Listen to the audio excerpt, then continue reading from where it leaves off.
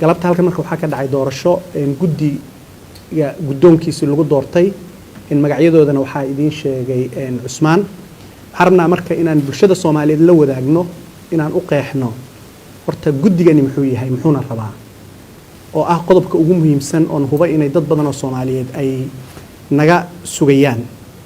marka koowaad guddigani wuxuu u taagan yahay badbaadinta doorashooyinka.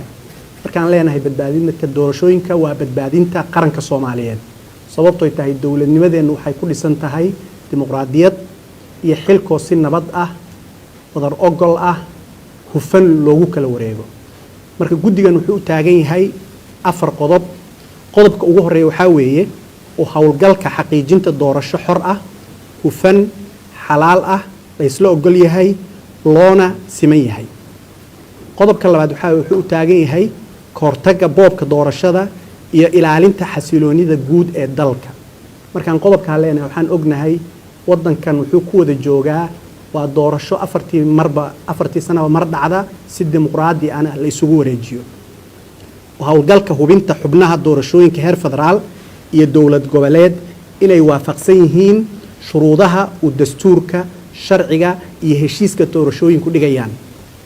in laga ilaaliyo guddiyada doorashooyinka ee heer federaal iyo dowlad goboleed xubnaha shaqaalaha rayidka ciidamada qaybahooda kala duwan garsoorka iyo taageerayaasha caan baxay ee tartamayaasha. dadka qaar baa waxay markay isweydiin doonaan arrimahaas sideed ku gaari kartaan.